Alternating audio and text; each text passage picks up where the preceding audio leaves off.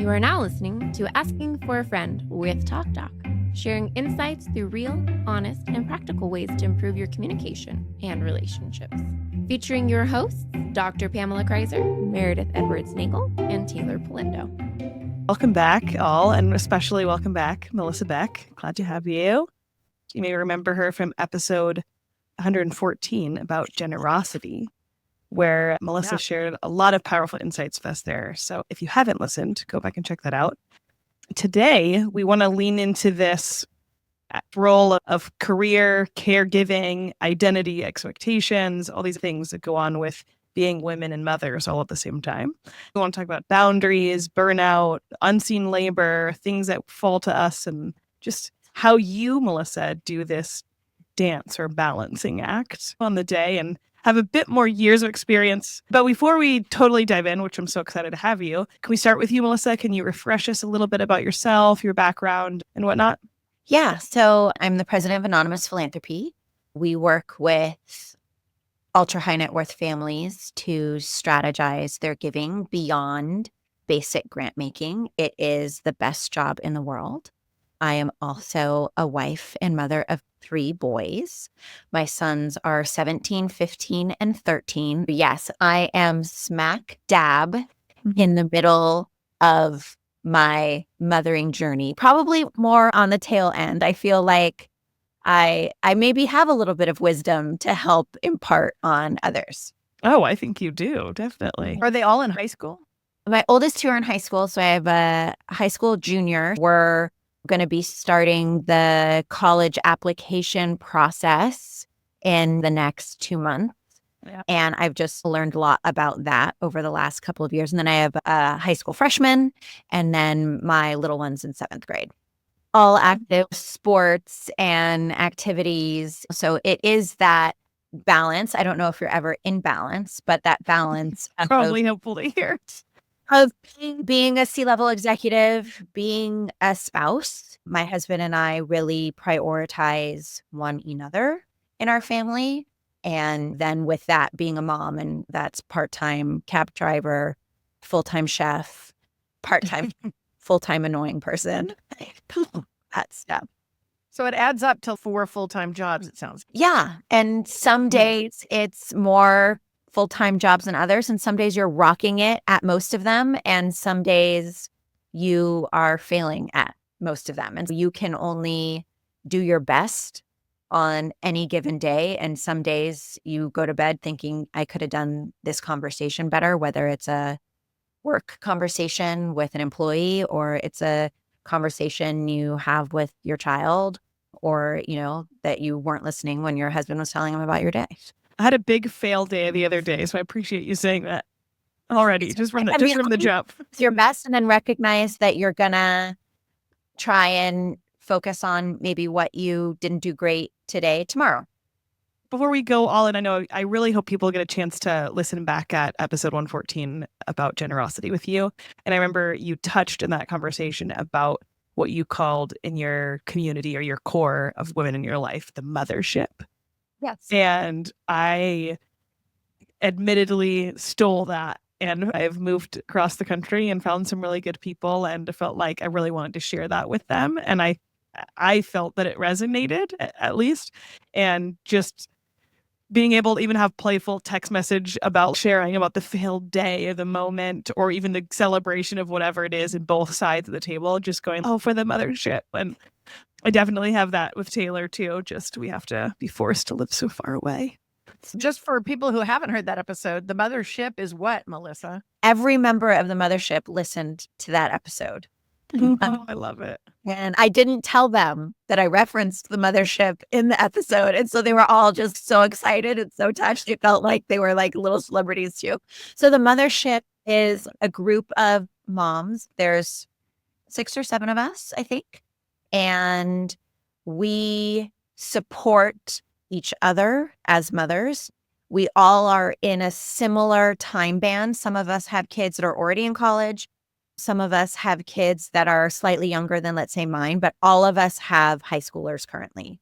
And we are there for one another as people to talk about the things we're struggling with as moms, but we also support one another's kids as though they were our own. When we can, we show up to their games. I don't have a child that plays lacrosse, but I will go to a lacrosse game or a track meet or volleyball or hockey or flag football, because those are the sports that other Mothership moms go to. And there's been times where I haven't been able to show up for my kids because I'm on a business trip or something like that. And the Mothership is there to cheer louder than if I was there. And all of our children know that their parents are there to support them, but they have this extra layer around them of these Mothership families that they can turn to, they know are there for them in crisis, and they know are there for their mom in moral support in the journey of being a mom. And they're just amazing.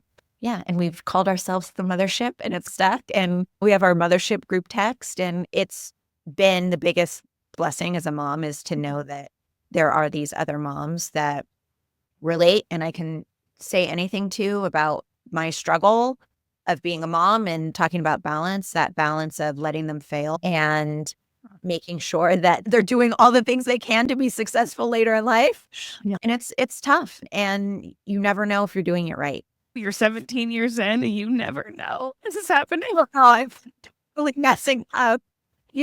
Hard. It's potential, and you want your children to be successful and have all the opportunities that they want in front of them. Yeah. And so you need to know when to back up and let them stumble and make some decisions. But on the other hand, you don't want to let them make decisions that could have serious ramifications. So the struggle is real, as they say. That is the most accurate term ever. Amen. Maybe the episode title. I don't know. Happy Mother's Day. The struggle is real. Yeah. Truer words have never been spoken. I'm tired. I think I read something once. It's only a struggle if you're invested, if you care. Being a mother isn't hard if you're phoning it in, but if you truly are trying to do your best and you have everyone's best interests at heart and you're wanting to give it your all, then yeah, it's hard. But that's really everything in life. Your career is the same way. Your marriage is the same way. It's hard if you care. That is the best reframe I think I've ever heard. Oh, you're struggling it's because you care so much. But it is true. It's only hard if you care. I like that a lot. That's true. I like that. All right. So let's get into the mind of Melissa, this balancing act that you do a little bit. We're talking mothers for Mother's Day, but the balance of not just being a mother, but you're a working mom. And that comes with some added difficulties and stressors, I'd imagine. I think our question is, have you ever felt out of balance? And what'd you learn from that experience? Or do you have any tips for us when we're feeling off our rocker? I really do think balance is a day-to-day pursuit. And some days you will feel like you nailed it. And a lot of days you will feel like you didn't. And that's okay. And the important thing is to recognize and recalibrate. So you don't let too many days in a row go of knowing that you neglected one of your pillars. For me, it is I'm a wife, I'm a mom, and I'm an executive. Some days you feel like you could have given more to one of those. You just don't let so many of those go in a row before recognizing it and making a shift. If I have missed too many dinners with my family, I make sure that I prioritize that because I know that's really important to me. And I know that my kids, it's something that grounds them is having dinner with us.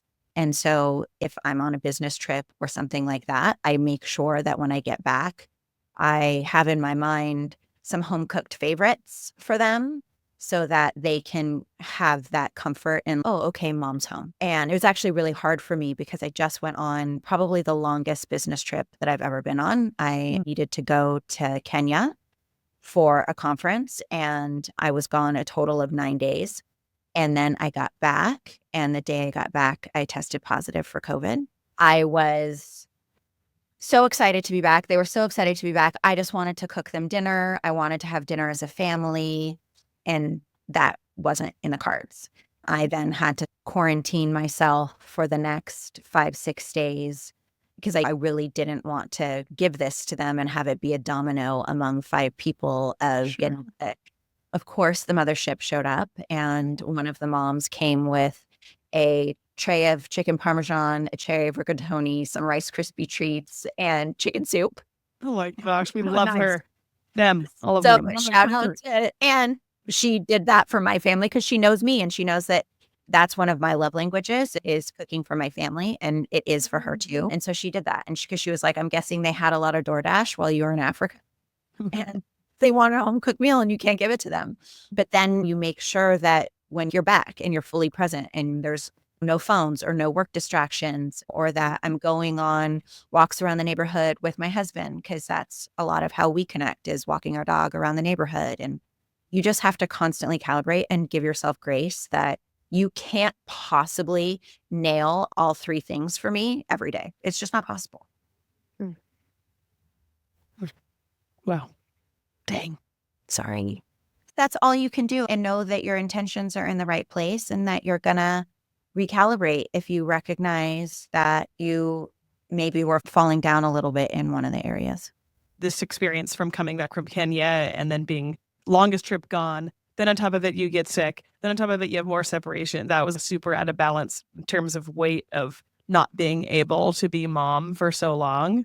Is the lesson that I'm hearing from you is you can't do it all the time, but you can give it all your best, but make sure the pendulum is swinging evenly, right? So I think in the grand scheme of things, no one's going to remember the individual days that you could have done more. They're going to remember the longer view. I definitely have days where I'm distracted in one of those things, but over a long distance horizon, let's call it even a month or 6 months or a year, people think that I have it all nailed all the time because no one's judging you on the individual day. Yeah, that's a good point. It's a really good point. So one thing that I know is that you have many staff members who are young mothers. Yes. What do you think are the challenges that they face today? I think that there always has been, and there probably always will be, guilt about going back to work.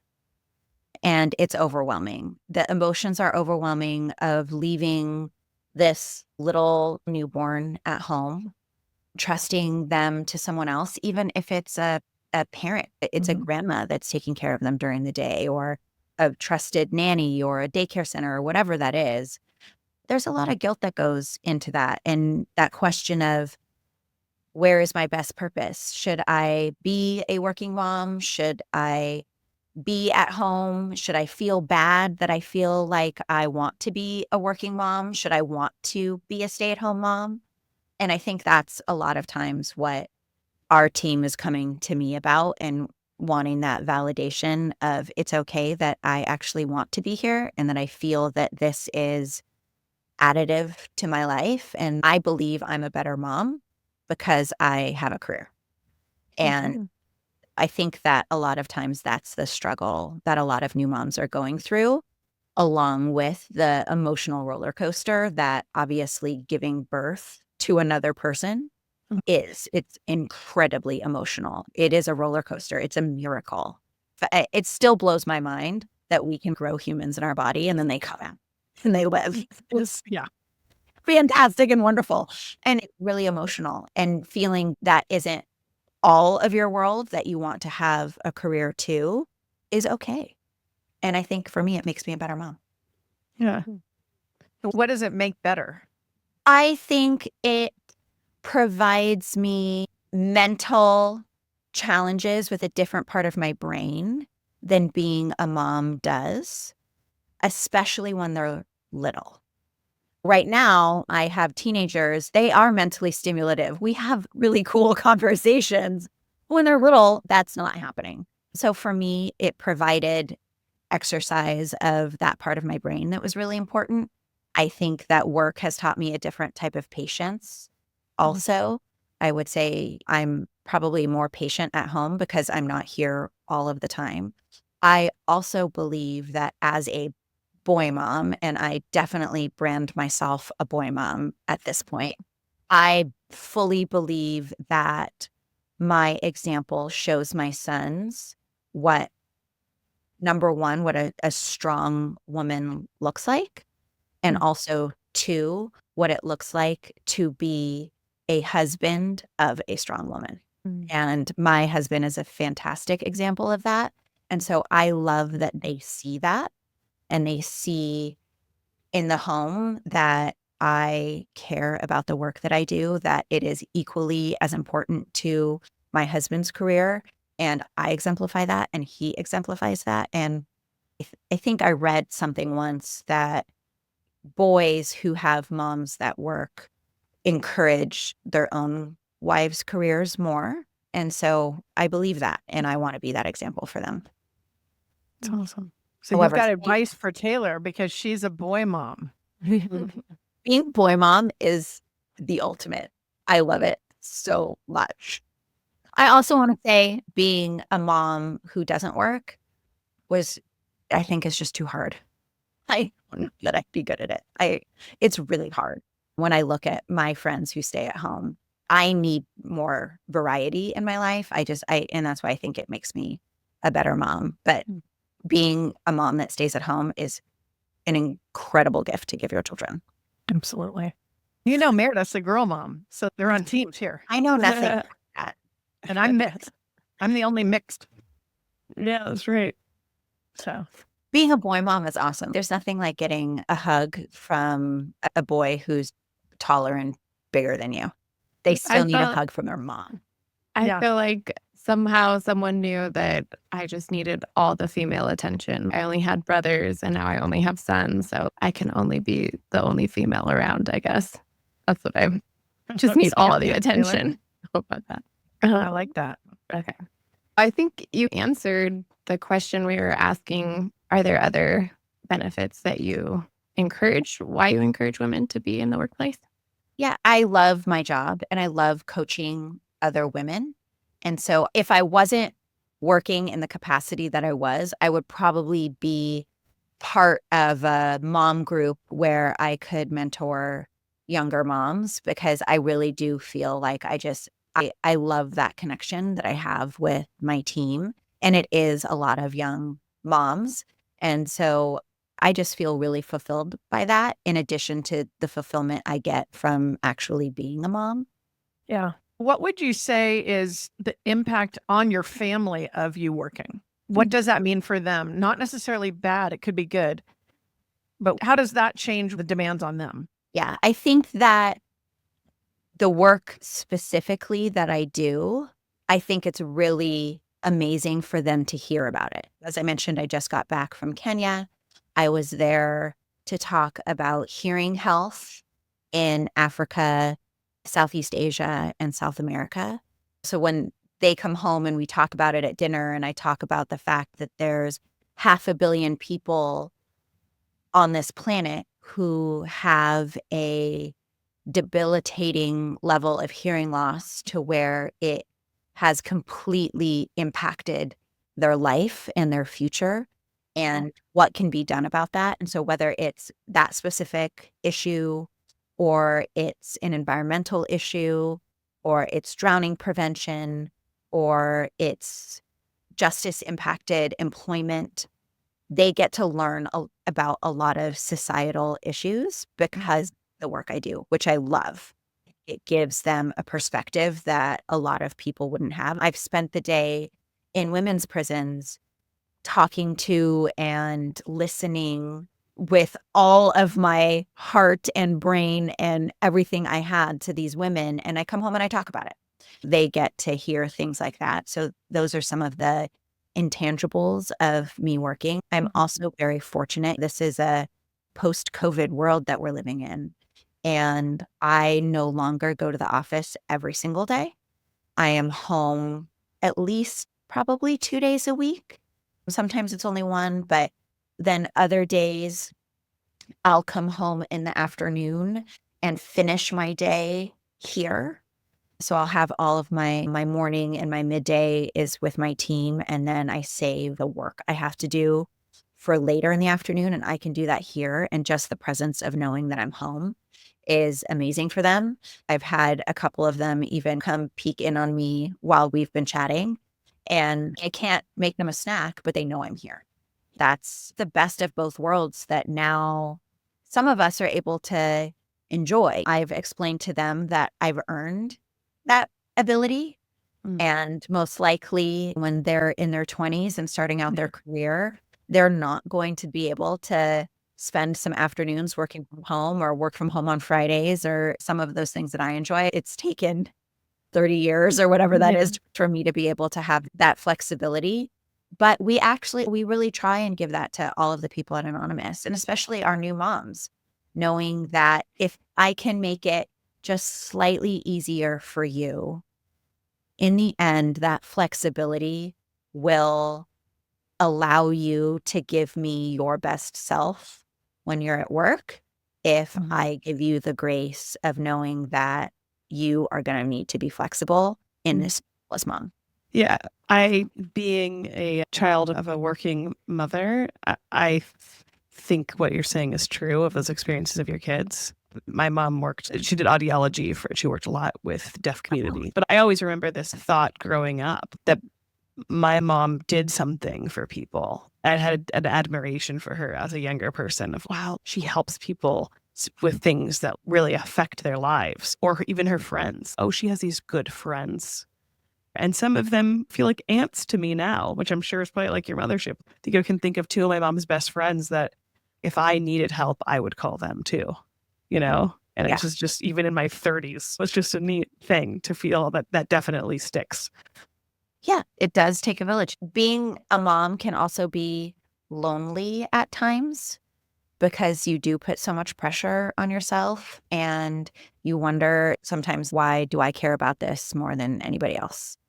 And so it's just really nice to have people that are walking on the same parallel with you and can either validate or poke holes or let you know they're thinking about it a different way.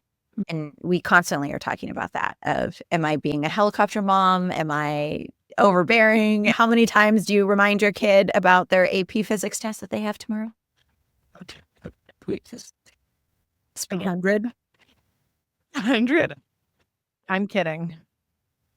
Yeah, I mean, it's an interesting dance for sure. So then the mothership on some level provides a way to get feedback on your thinking. Yeah, like I said, you never know if you're getting it right.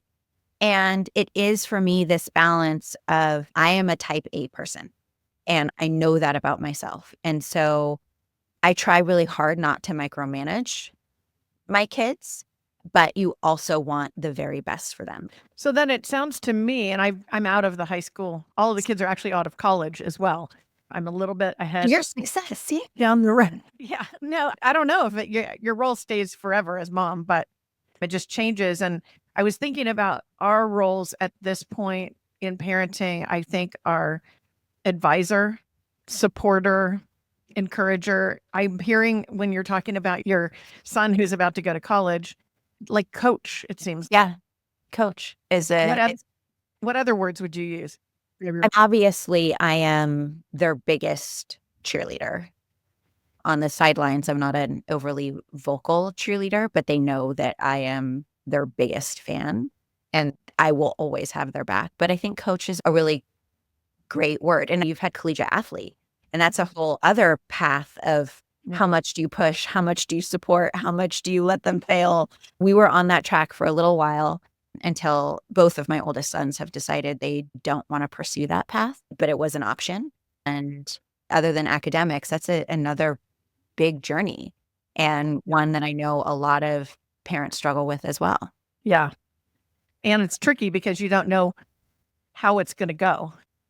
Yeah. And it's are they so talented that they're going to be high the school superstar? athletes that go on to the collegiate level, let alone a Division I collegiate level. Yeah. With the kids, you don't want to give them the false sense of, oh, you're going to be successful as this athlete if they maybe don't have the talent or the skill or the discipline for that. But then you don't want to say no, and you can't do it. So it's like this interesting dilemma. I remember years ago, we were at a swim meet with all the kids were there, and one of our kids had raced in all of these races and was exhausted. And she came up to me and said, we have our next race. We're going to break the district record. And I almost said to her, girl, don't do it. Don't put yourself up for that. Because I thought you've been just killing yourself. And now your team, you want to break the record, the relay team. And so I decided not to say something because I couldn't decide. I thought, I don't know if that's helpful to say, do I ruin it by saying you're exhausted? Be kind to yourself. So I didn't say anything. And they proceeded to break the record, much to my surprise. Wow. And I remember thinking, I'm so glad I did not speak. Good for her. Yeah, no, and the team, they were a fantastic team, but I thought they were pretty wrecked, but. Oh yeah, I can imagine. Swimming is underestimated on how exhausting even a very short distance is in swimming. Yeah. Insane. So that was a surprising day, but I think it's an interesting balance to talk about where you want to encourage, but you don't want to give false hope to something that might not be real. That's the balance of parenting. And nowadays, so many people think their kid is going to be a professional athlete or a collegiate athlete. It is a very select few people that can do that at that level. But we've come to a place where people are having that expectation. It's like you expect your kids to go to an Ivy League school and you expect them to play Division I sports. And that's another balance that we talk a lot about at home is how much pressure we're putting on our kids today. And that at the end of the day, my sons are very smart and very capable. I do not want straight A's in all AP classes for them. Why? Because I want them to have fun and I want them to enjoy childhood and I want them to go surfing and go to the mall with their friends and go watch movies. And I want them to have that balance and look back and think that their adolescence was about more than studying for exams. I want you to try hard, but I would rather you get a mix of grades than have straight A's because you didn't do anything else. So I hear boundaries in that, which I know Taylor is a big fan of that word. Love them. Just got to Big- learn how to use them. Big fan. So I love to hear that because you have such like a passion for your work and your home and your partnership and your friendships. And I think because we've talked to you before, I have a more rounded hearing of you. But I think in some way I can listen to you and go, how could I ever do what Melissa does? How could I, level up to that? Or being a young mom, sometimes I have moments where I'm like, will I ever be able to go back and find my energy and my focus and the way I was before? And so I'm curious for you because you're saying you want your kids to do well. Yeah, you want them to have the best opportunities, but you also want them to live. So how do you do that? How do you have boundaries or rituals or things that you do that help you have your energy with yourself and nurturing yourself, but also your partner, your work, and your home life? I think I communicate my intentions a lot and I try and be really vulnerable when I stumble.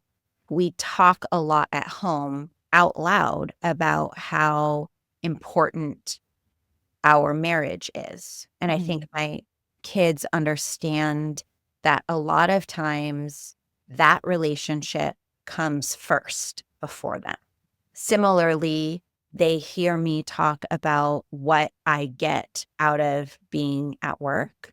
So it's saying a lot of the things that I think we internalize in our head out loud to other people so that they know what you're thinking and where you're coming from. And if I say I'm going to be at something and then I'm not, I don't ignore it. I address it. And I apologize when needed, or I explain. As moms, we have a whole lot of thoughts going on in our head all the time. And some of them actually be useful if said out loud to other people. Okay, so now I think I know where this friendship connection came with TalkDoc and you, because I just heard clear and direct communication. It's true. I wrote down communication. And I could say I know a little bit about the TalkDoc, and I just saw her light up and go, clear and direct communication. professional. I'm loving this. Okay, I get it. I'm actually curious of both of you, if you don't, both Melissa and Dr. K, if you don't mind answering for Mother's Day sake, as you reflect back as two very, in my opinion, admirable working women and mothers, when you see women like Taylor and I and others out there that Struggling? like, You're saying? how can you encourage us this Mother's Day to know that one day we could be where you are, that we will make it out of this pit of despair that we love so much? I have no other dramatic way of putting that. I'm kidding.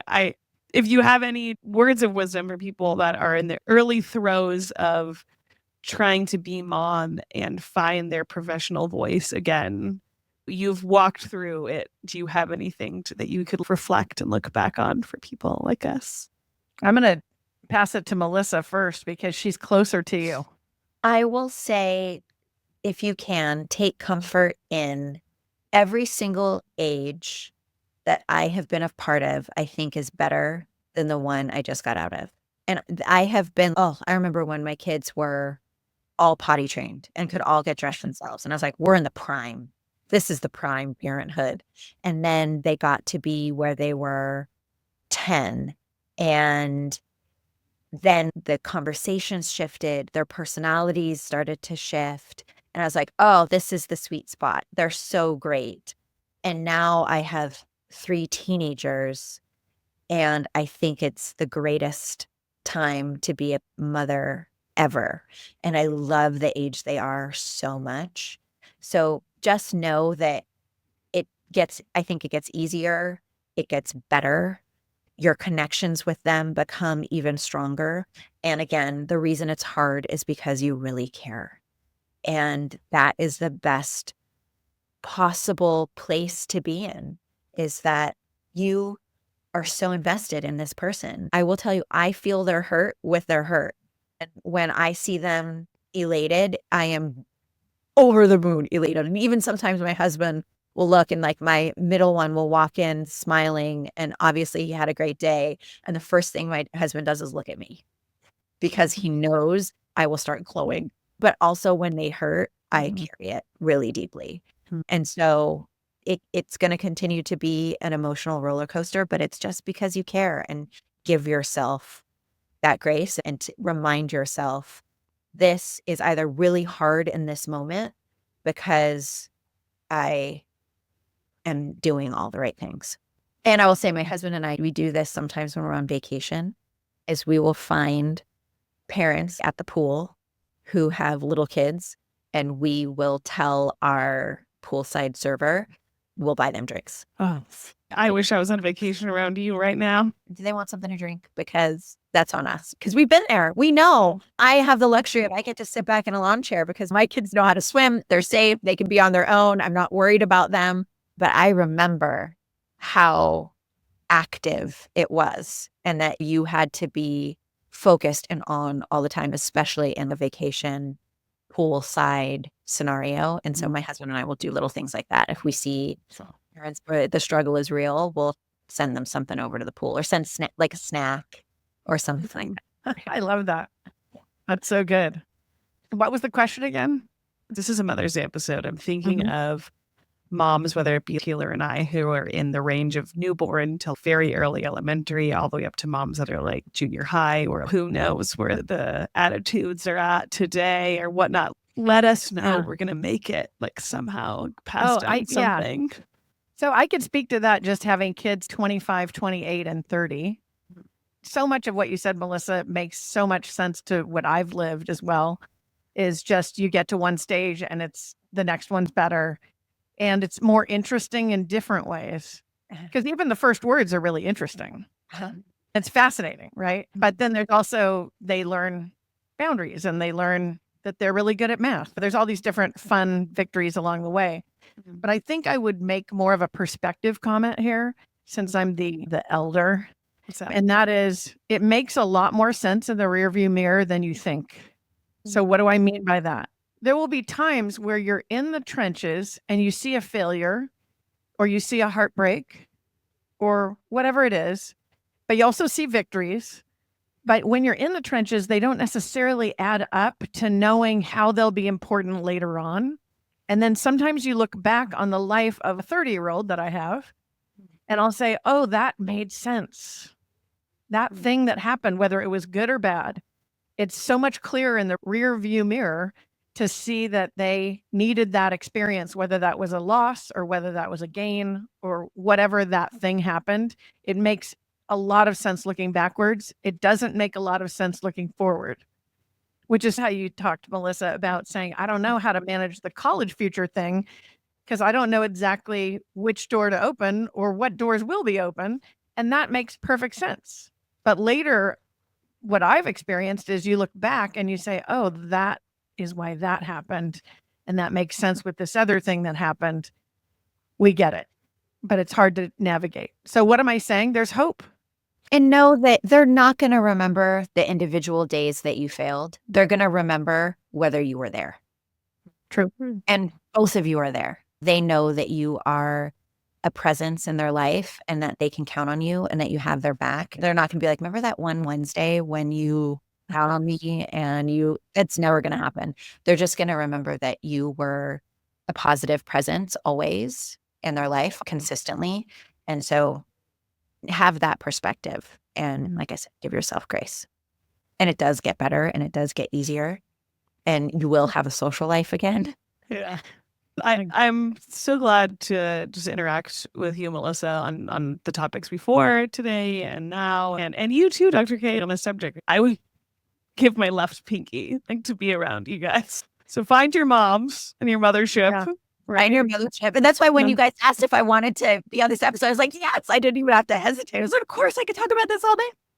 Yeah. Thank you. Thank you so much. We love learning from you. And I just want to echo Meredith. We just love being in your awesome presence because you have so much to share. It's really insightful. Absolutely. Thank you for having me again. Yeah, it's been great. And we really appreciate you making the time. And we love what you're doing with the kids and at work and in society. All those things are really an inspiration. All of it. Yeah. Sounds like all of it braids into each other. And because you're a mom, you're probably better at your job. Because you do your job, you're better at being a mom. And have the partnership you have sounds like it also fuels a lot of the fire for both of those things too. So that's awesome. Yes. Happy Mother's Day to you. Happy Mother's Day to all of you. Happy Mother's Day. Once again, thank you for joining us today. Please remember to rate, share, and subscribe to our podcast. And thank you for listening to Asking for a Friend. Let us know what you thought of the episode. Our email is hello@afafpodcast.com. This show is for educational purposes only and is copyrighted. Written permission must be granted before syndication or rebroadcasting. Thanks for listening to Asking for a Friend with TalkDoc.